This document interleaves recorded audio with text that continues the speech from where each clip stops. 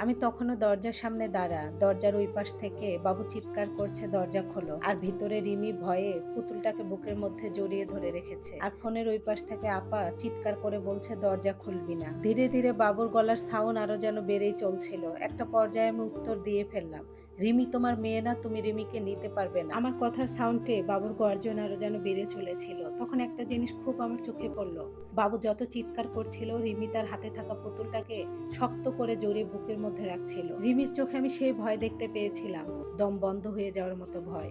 আমি শুধু আমার বোন সাবিহাকে বললাম, "পুলিশকে ফোন করো।" বলেই ফোনটা কেটে দিলাম। ফোনটা কেটে দেওয়ার সাথে সাথে রিমি এমন একটা অদ্ভুত কাজ করলো যেটা আমি কল্পনাও করতে পারি। ছোট্ট দুইটা হাত দিয়ে আমার পা দুটো জড়িয়ে ধরেছে। ও মুখে কোনো কথা বলছিল না। মনে হচ্ছিল ওর কথার সাউন্ড না জানি দরজার ওপাশ থেকে বাবু শুনে ফেলে। ইশারায় আমাকে বলতেছিল, "মামা তুমি আমাকে বাঁচাও।" রিমির এরকম অদ্ভুত বিহেভিয়ার আমাকে আরো শক্ত করে দেয়। আমিও ভিতরে ভিতরে ভয় পাচ্ছিলাম। রিমি এমন কোনো লোককে ভয় পায়নি যাকে সে চেনে না, বরং এমন লোককে রিমি ভয় পাচ্ছে যাকে সে খুব ভালো করেই চেনে। আমি ততক্ষণ বাবুর সঙ্গে তর্কে জড়িয়ে গেলাম যেন বাবু উপলব্ধি না করে আমি পুলিশকে ফোন করেছি।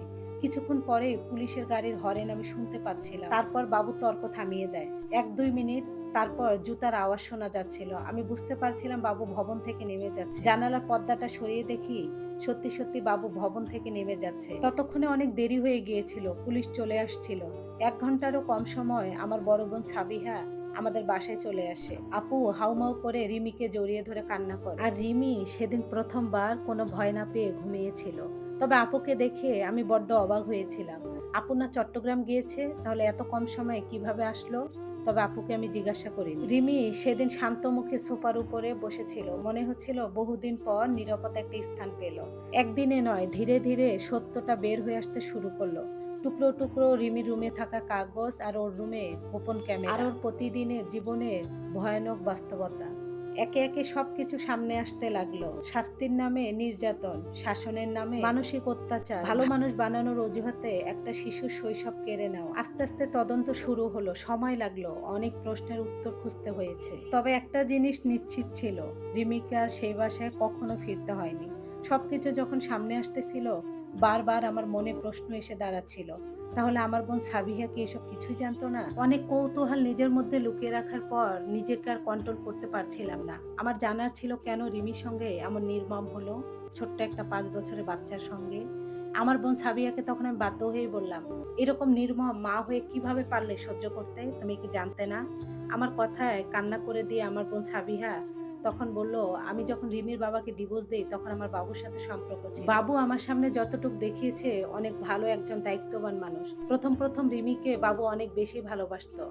আমি কখনো বাবুর ভুল ধরতে পারিনি। বাবার একটা স্থান দখল করেছিল। আমার অফিসের প্রেশার, বাচ্চাকে সময় না দেয়া। এই ফাঁকে যে বাবু রিমির সঙ্গে এরকম মানসিক টর্চারিং করেছে আমি বুঝতে পারিনি। তবে আমি বুঝতাম রিমি আমার কাছ থেকে দূরে সরে যেত। আমার অফিসের ব্যস্ততায় ততটা খেয়াল করা হতো না রিমি এরকম বিহেভিয়ার আমার সাথে কেন করছে। রিমিকে কয়েকবার আমি জিজ্ঞাসা করেছি, "মা তোমার কোনো সমস্যা হচ্ছে?" কিন্তু রিমি ছোট বাচ্চা কোনো উত্তর দেয়নি। আমি অফিস থেকে আসার পরেই দেখতাম বাবু ওকে অনেক ভালোবাসতো। বাবু আমাদের বাসায় সবসময় যাতায়াত ছিল। শুধু আমাদের বিয়েটাই হয়নি। আমি যেই দিন রিমির রুমে গোপন ক্যামেরা পাই সেই দিন আমি অবাক হয়ে গিয়েছিলাম রিমির সঙ্গে কি হচ্ছে। আমি সবটা যখন জানতে পারি আমার পায়ের নিচ থেকে মাটি সরে যায়। যে আমার ছোট্ট বাচ্চাটা এইভাবে মানসিক টর্চারিং এ প্রতিনিয়ত নির্যাতিত, আমি মা হয়ে কিভাবে সহ্য করব? অনেকবার সাহস করেছিলাম পুলিশের কাছে যাওয়ার, কিন্তু বাবুর ভয়ে যেতে পারিনি। বাবু তখন আমাকে শাসিয়ে রাখে। এই সম্পর্ক থেকে বের হওয়ারও চেষ্টা করেছিলাম, কিন্তু ততক্ষণে ওই অ্যাপার্টমেন্টের মানুষ জানতো বাবু আমার হাজবেন্ড। সত্যটা জানার পর সমাজের মানুষের কাছে আমি কি পরিচয় দিব, কি মুখ বলবো? কোনো উপায় না পেয়ে আমি মিথ্যায় নাটক সাজাই আমার চট্টগ্রাম যেতে হবে। আর বাবু জানতো যে পাশের বাসা আন্টির কাছে আমি রিমিকে রেখে যাচ্ছি। ততক্ষণও বাবু জানতো না যে আমি ক্যামেরার কথা জেনে গিয়েছি।